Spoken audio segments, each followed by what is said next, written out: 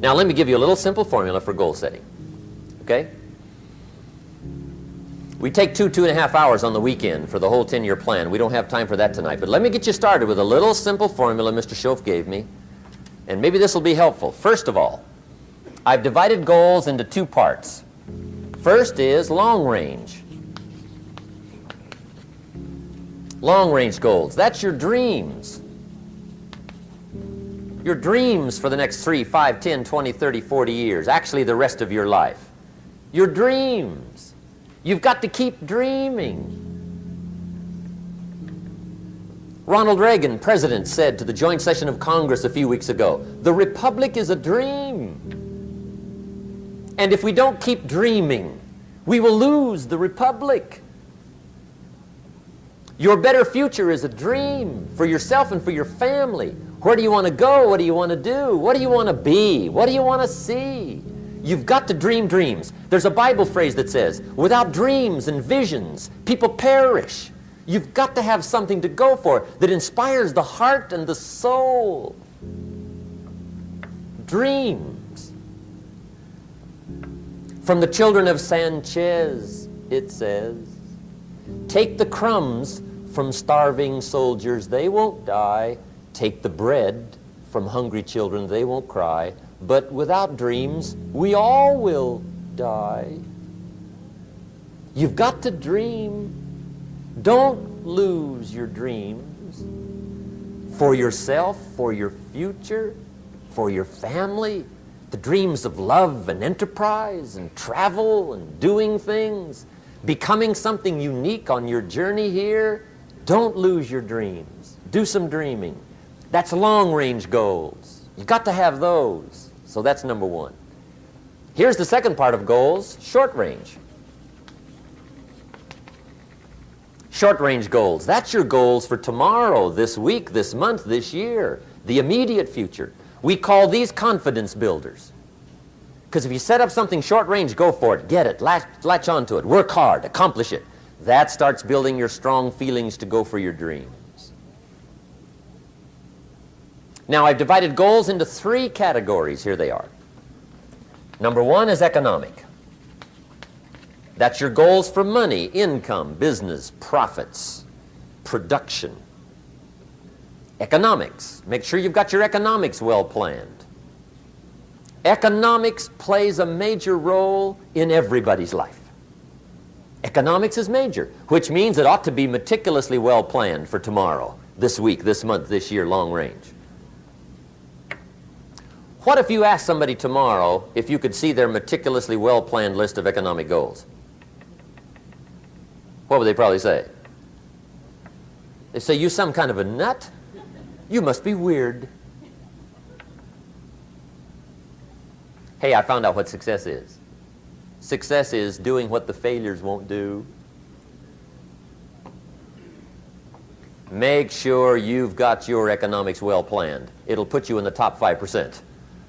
One of the key little subjects we talk about on the weekend is the 7 fundamentals for wealth and happiness. And that's one of them, well-planned economics. It's a fundamental if you want to do well. Join the top 5%. Anybody in this room can join the top 5%, if you will. Okay. Now here's the second category of goals, things. Make a list of the things you want. And on my list of things, now I put everything. Little things as well as major things. Doesn't matter how small it is, it goes on my list. I used to just put major things, cars, homes. I don't do that anymore. I now load my list with everything. Everything. And the reason is, part of the fun of having a list is checking it off. That's it. Boy, at the end of the day, if you can go, got it, got it, got it, got it, got it, got it, whatever it is, right? You get into the habit. So load up your list, the things you want. Now, when you check off something major, celebrate. That's an important point to make. Celebrate your achievements. Live it up. Have a party when you reach something you've worked for a while. See, we all grow from two experiences. One is called the pain of losing. The other one is called the joy of winning. We need both of them. Amplify them as much as you can, which also means make losing painful. If you set up something, fooled around, didn't get it, put it on yourself. On the other side, if you did get it, congratulate yourself. Self-congratulations is a sign of maturity. Seeking congratulations is a sign of immaturity. But hey, winning and losing, see, that's what it's all about. That's the name of the game. Now, some people lead such mediocre lives, at the end of the day, they don't know whether they're winning or losing. They got no clue. Guy's just going through the day with his fingers crossed. There's a better way. Okay, here's the third category of goals, personal development. Put those goals together, personal development goals. That's your goals to be stronger, more decisive, be a speaker, be a leader, learn a language, all kinds of skills. Okay, the whole weekend seminar was designed to improve all your skills so that you walk away more skillful. And that's what you want, the personal development skills. That's what attracts, that's what brings good things to your life, the person you become more skillful. Now, this is quite a package to work on. Economics, things, personal development. For tomorrow, this week, this month, this year, long range. Okay, that'll get you started. Now, here's the simple formula for setting goals. It goes like this. A, work on your goals. That's step one. Work on them. And I put the word work there deliberately. Setting goals is plain hard work. I don't want to kid you. We haven't come here tonight to kid each other. It's work. I know it's work. That's why a lot of people just let it slide. It's work. Many people work hard on their job, but they don't work hard on their future. They just let that slide. And the work involved is making plans. I know most people don't. I understand that.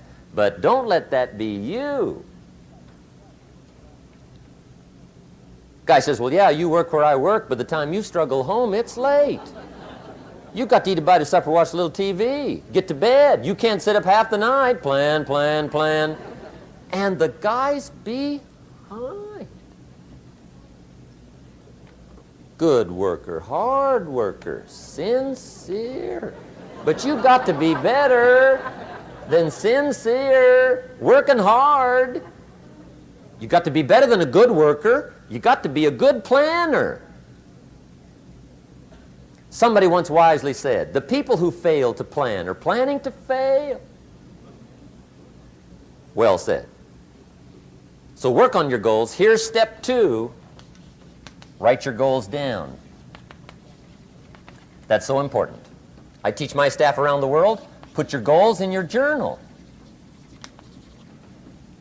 Because one of the major people you want to study is yourself. So here's the list of goals I put together 3 weeks ago. Here's the list of goals I put together 2 years ago.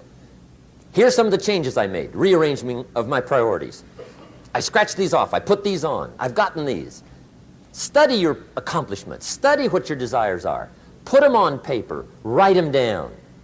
Here's another reason for writing your goals down. It shows you're serious about doing better. And to do better, you gotta get serious. You don't have to be grim, but you must be serious. Everybody hopes things will get better. Everybody hopes. Poor people hope. That ought to tell you something. It means the future does not get better by hope. It gets better by plan. I used to have the affliction called passive hope. It's an affliction. It's bad. Probably what's even worse than that is happy hope. Now that is really bad. That's bad. Happy hope. The guy's 50 and he's broke and he's still smiling. See, that's not good. So get serious about your goals. Put them on paper. Write them down. There's all kinds. His goals, her goals, their goals. Business goals, financial independence goals, family goals. I mean, there's so many things to work on this that if you don't get busy and work on it, sure enough, the time will pass. And sure enough, 5 years from now, you'll wind up where you don't want to be, wearing what you don't want to wear, driving what you don't want to drive, being what you don't want to be. Now's the time to fix it. Now, here's the third step to your goals. Check the size of your goals and the kinds of goals. How big they are, what kind they are, affects you. And here's one of the important phrases of the evening. Your goals are affecting you, whatever they are. Your goals affect your handshake. Your goals affect your attitude, personality. Your goals affect the way you walk, the way you talk, the way you dress. All day long, we're being affected by our goals. Now, some people have goals, but they have such lousy goals. The effect is bad. I asked a guy one time, what are your goals for this month?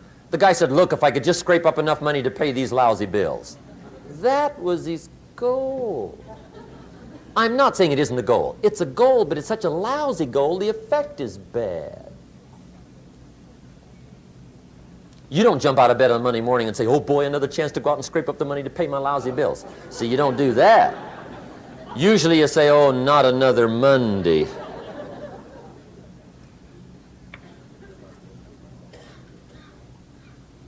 And some people have so given up on life, they have joined the thank God it's Friday club.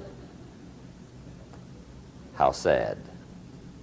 Surely those are the same people, when life is over for them, will say, thank God it's over.